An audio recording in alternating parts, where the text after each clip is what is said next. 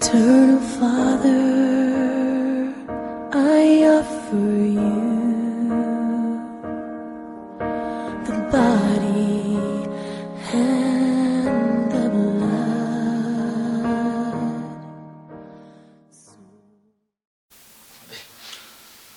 Basi ni asubuhi njema ambayo Mungu ameandaa tena ili tupate kuwasiliana nawe moja kwa moja we mtazamaji wa Lolwe TV. Ni asubuhi njema ambayo Mungu amenipa tena ili nikapate kusoma katika neno lake, tena tukapate kujifunza pamoja nawe.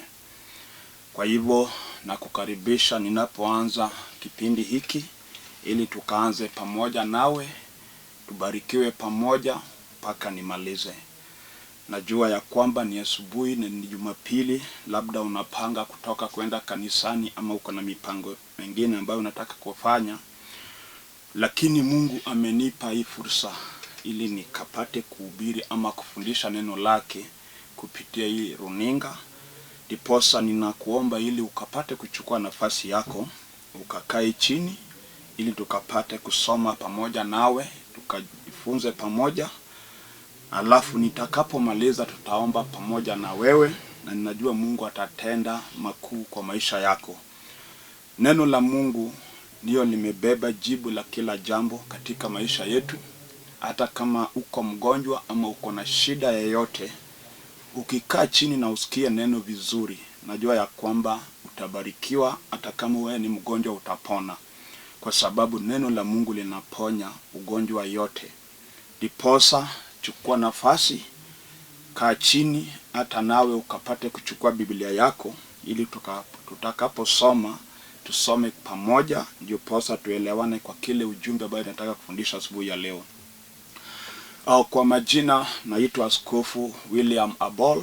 Mimi ni askofu wa kanisa ambayo inaitwa A Father of Holy Trinity. Kwa sasa na hudumu hapa Nairobi na hudumu pale Kibera. Ndiposa Mungu amenileta tena kwa hii runinga ili nikapate kuhubiri ama kufundisha neno lake asubuhi ya leo. Kwa asubuhi ya leo nataka tuende katika maandiko na tutasoma katika kitabu cha Mathayo. Tutasoma katika kitabu cha Mathayo 11 mstari 28. Najua hii inakaa kama memory verse, wengi tunaijua na tunaisoma kila siku. Bali Mungu amenipa hii fursa siku ya leo tena nikapate kuisoma ili tukapate kujifunza kutoka katika hii andiko. Ndiposa hata kama uko pale kwa nyumba yako, chukua Biblia, fungua nami pale nimesema Mathayo 11:28 ili tukapate kusoma pamoja nawe, kwa sababu hapo ndio tunapenda kupata neno ambayo tutabarikiwa nayo. Katika kitabu cha Mathayo 11 mstari wa 28, Biblia inasema ya kwamba njooni kwangu nyinyi nyote msumbukao na wenye kulemewa na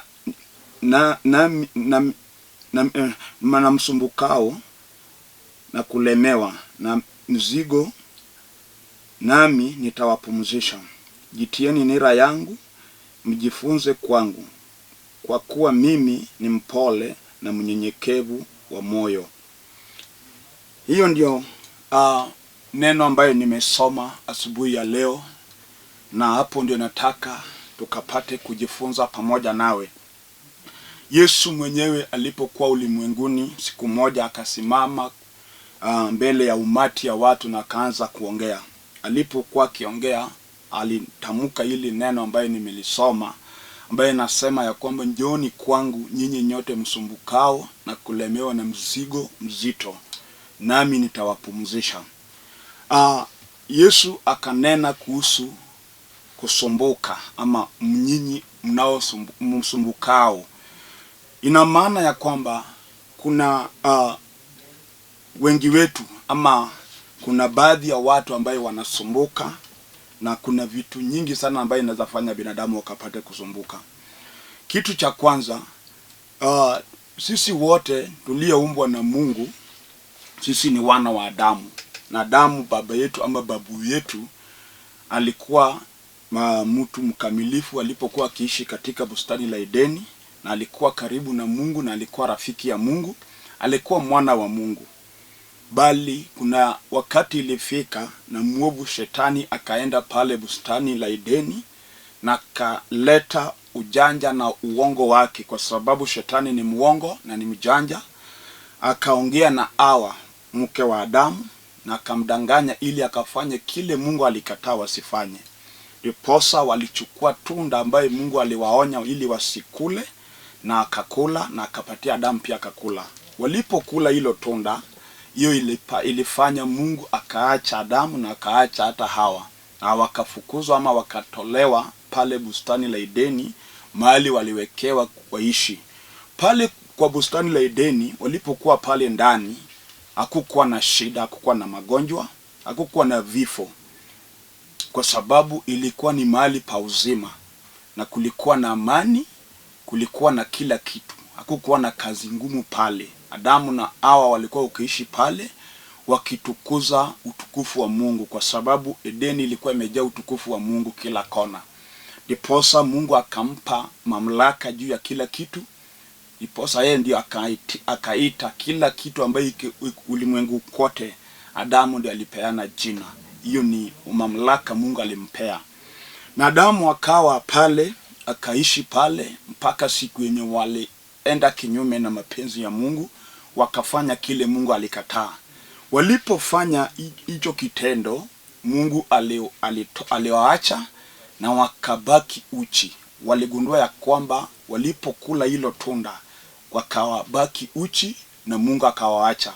Ndiposa imeandikwa ya kwamba Mungu alipokuja kuwatembelea, kwa sababu Mungu alikuwa akikuja akitembelea Adamu, wakizungumuza, wakifellowship together. Na siku hiyo Mungu alipokuwa akikuja, Adamu alikimbia na akaenda akajificha na mke wake. Ndiposa Mungu akaita, Adamu uko wapi? Adamu akasema, nilisikia sauti yako nikajificha. Mungu akamuuliza, mbona ukajificha? Adamu akasema, nilisikia ukikuja nikaona niko uchi, ndiposa nikajificha. Mungu akamuuliza, nani amekwambia uko uchi? Ama ulisakula lile tunda ambayo nilisema usikule? Na Adamu akasema, ni mke uliyenipa ndiye alinifanya nikakula ile tunda. Na kuanzia siku hiyo ndio Mungu aliacha Adamu na akamtoa kwa bustani la Edeni na akafukuzwa nje. Walipotoka pale Eden, walipotoka nje, wakaanza kuishi nje ya Eden. Hapo ndio shida ilianza. Pale Eden hakukuwa mtu amekufa ndani, but walipotoka Eden wakafukuzwa nje, hapo ndio kifo ikakuja. Ndiposa Adamu alipozaa wanawake wawili, Abol na Cain, ikapatikana ya kwamba mmoja akaua mwenzake, kwa sababu sasa wako nje ya Eden, wako kwa dunia ya shida na dhiki. Na hiyo ikafanyika na Abol akauawa na ndugu yake. Hii ilifanyika kwa sababu hawakuwa pamoja na Mungu. Mungu tayari alishawawacha, na shetani akachukua nafasi kwa maisha yao kwa sababu hawako na Mungu. So kuna wengi tunasumbuka vile nimesoma. Kwa sababu gani? Kwa sababu Mungu ametuacha. Kwa sababu Mungu hajakuwa upande wetu. Kwa sababu Mungu hatuoni kama watu wake. Na kwa nini Mungu ametuacha? Ama kwa nini Mungu hatuhesabu kama watu wake? Kwa sababu sisi ni watenda dhambi. Papote pali dhambi iko, Mungu lazima atoroke na awachane na huyo mtu. So wakati Adamu alifanya dhambi, Mungu alimwacha. Na Mungu akiwacha mtu, lazima kutana na dhiki, lazima kutana na shida, lazima shetani achukue nafasi kwa maisha ya huyo mtu, na lazima ateseke. Ndiposa Adamu alipofukuzwa kwa Edeni na alipozaa wanawake wawili, mmoja akaua mwenzake, na Adamu akaishi maisha ya taabu na shida mpaka akakufa.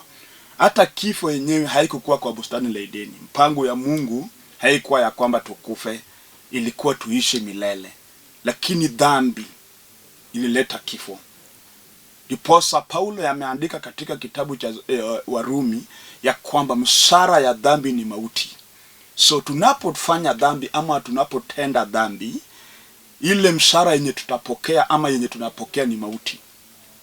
Unaweza kuwa umekufa kiroho ama kimwili. Wengi tunakufa kiroho kwa sababu ya dhambi yenye tumefanya. Mtu mwenye hajaokoka spiritually, he or she is dead. Ni mtu mwenye amekufa kiroho. Unaweza kuwa uko na mali, unaweza kuwa wewe ni mrembo, unaweza kuwa umesoma, lakini haujaokoka. Kibiblia inatuonyesha ya kwamba you are spiritually dead. So Adamu alipofukuzwa pale Edeni, shetani alichukua nafasi kwa maisha yake. Kwa nini shetani akapata hii nafasi? Kwa sababu Adamu amefanya kinyume na mapenzi ya Mungu.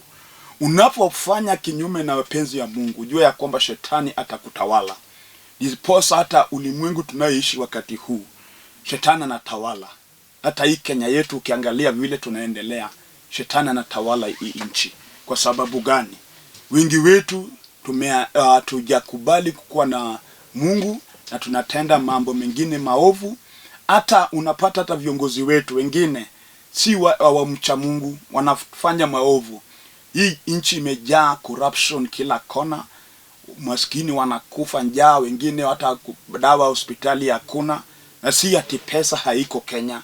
Pesa iko, lakini wenye wako na roho chafu wanachukua hizo pesa wanajifanya ati ni zao, na wananchi wanabaki wakiteseka. Kwa hivyo Mungu hawezi akabariki nchi kama viongozi ni corrupt. Nchi ambayo viongozi ni corrupt, Mungu hata bariki hiyo nchi. Ndiposa unaona Kenya tunateseka, tuko na shida nyingi, lakini Mungu anataka kila mmoja akapate kugairi na kurudi kwake ili akapate kuponya nchi yetu. Ndiposa imeandikwa ya kwamba watu wangu walioitwa na jina langu watakaponyenyekea na kutafuta uso wangu, mimi Jehova nitasikia kilio chao na nitaponya nchi yao. Kwa hivyo hii nchi pia inafaa kila mmoja tukapate kurudi kwa Mungu ili Mungu akaponye nchi yetu, ili tukapate kuishi kwa maisha ambayo inafurahisha Mungu. So Adamu alipofanya dhambi, Mungu alimuondoa kwa bustani la Edeni, na alipotoka pale shida ikaanza. Leo hii asubuhi ya leo, hata kama uko na shida gani, hata kama uko na tabu kiasi gani, nataka nikwambie kitu moja. Kuna hii kitu moja tu yenye sisi binadamu tumekosa kuelewa, ya kwamba Mungu hakutuumba ili tuteseke. Mungu hakutuumba ili tukufe. Mungu hakutuumba ili shetani atutawale. Mungu alituumba ili tuwe watu wake, ili apate kuwa na sisi, na alitaka awe na fellowship na binadamu. Lakini kuna kitu inaitwa dhambi. Dhambi ndio imefanya Mungu akatuacha. Ndiposa katika kitabu cha Isaya 59 inasema ya kwamba mkono wa Bwana si fupi ambao hawezi akatuokoa, ama masikio yake hajaziba, lakini dhambi zetu ndio imetutenganisha na Bwana. Kila mmoja ambaye amezaliwa kwa hii mwili ni mwenye dhambi. Hata kama umezaliwa na pope, uzaliwe na bishop ama na nani, kama haujakubali Kristo Yesu kama mwokozi wa maisha yako, wewe ni mtenda dhambi. Na ukiwa mtenda dhambi, shetani lazima atatawala maisha yako. Ndio sababu hata sasa ukisikia vizuri, hata ndoa nyingi ziko na shida. Wamama wanalia, usherati imeingia kwa nyumba, bwana zao wamewatupa, wanaume wanatembea nje, wanajiita sijui wako na mpango wa kando, na hii mpango wa kando inavunja ndoa nyingi. Hakuna amani katika familia, watoto wanahangaika, shule watoto hawezi wakasoma sababu shetani ameingilia ndoa. Kwa nini shetani ameingilia ndoa? Kwa sababu wengi wetu tumependa dhambi ya usherati, na tumependa dhambi ya kudanganya, na dhambi nyingi yenye tunafanya. So Mungu akatoka akatuacha na tukabaki, na shetani akapata nafasi. Ndiposa hata sasa ninapoongea, mama unanitazama, lakini umekaa kwa nyumba yako hauna amani. Umelia usiku yote au kulala kwa sababu ya mateso yenye unapitia kwa ndoa. Ndoa yako haina amani. Shetani ameingilia kati yako na bwana yako. Bwana hakuoni kama bibi. Hata saa zingine amekuacha, amehama.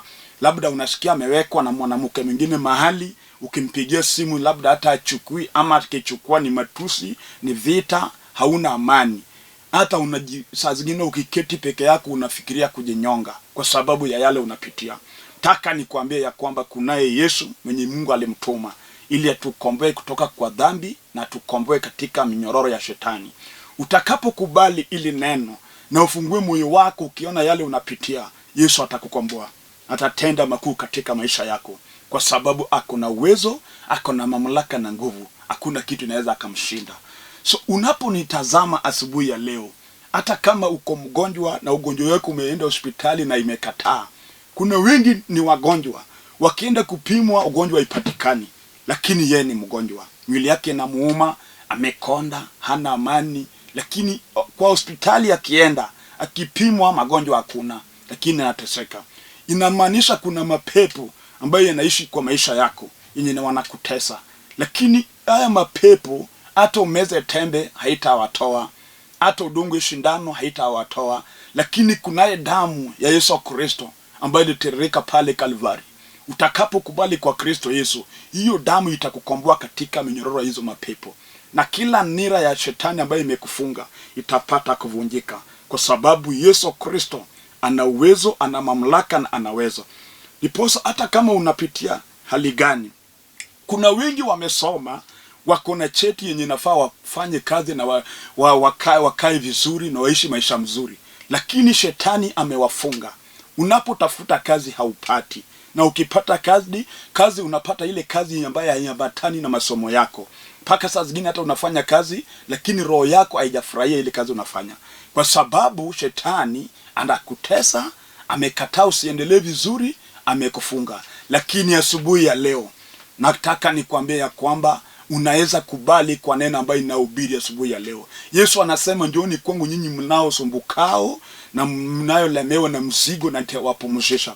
Asubuhi ya leo Yesu anataka kupumzisha na hiyo vita yenye unapitia. Yesu anataka kupumzisha katika ile maisha yenye unaishi.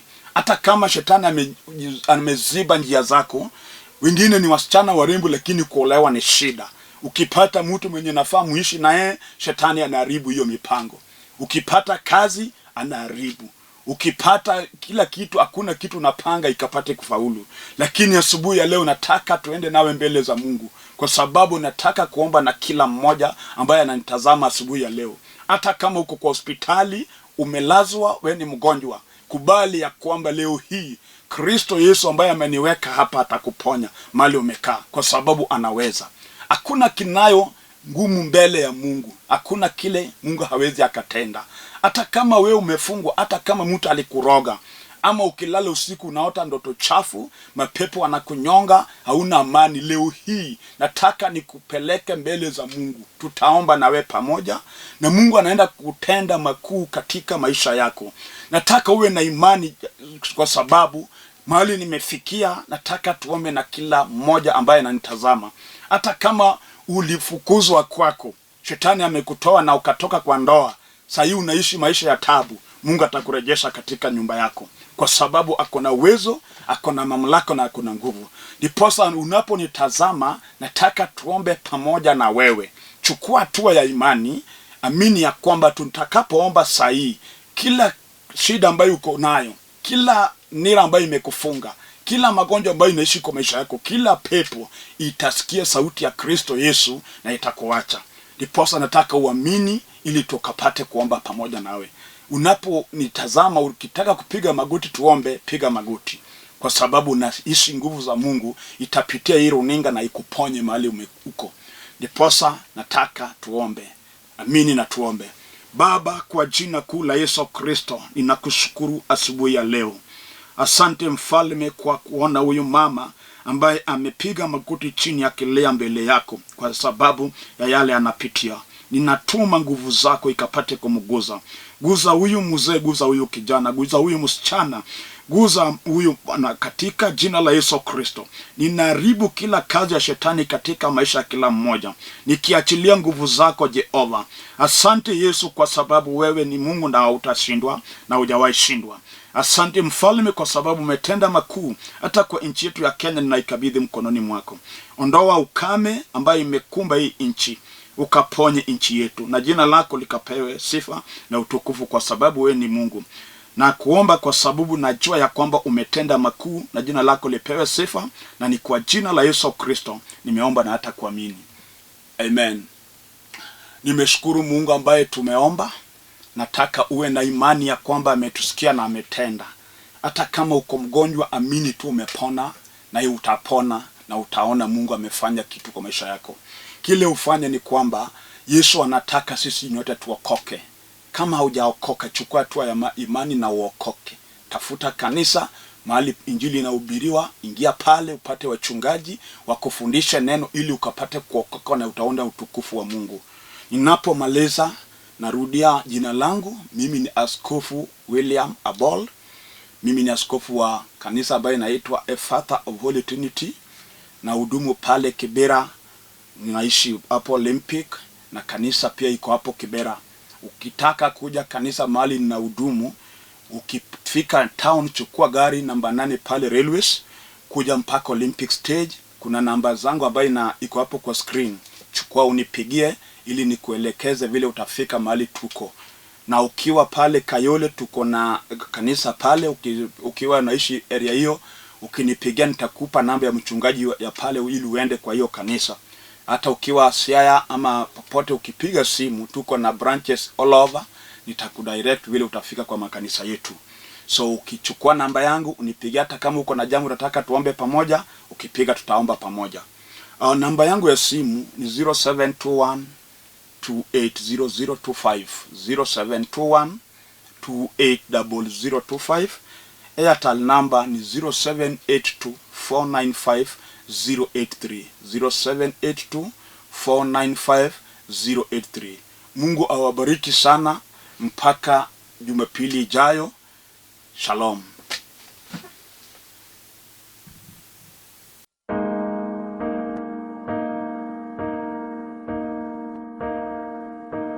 Eternal Father, I offer you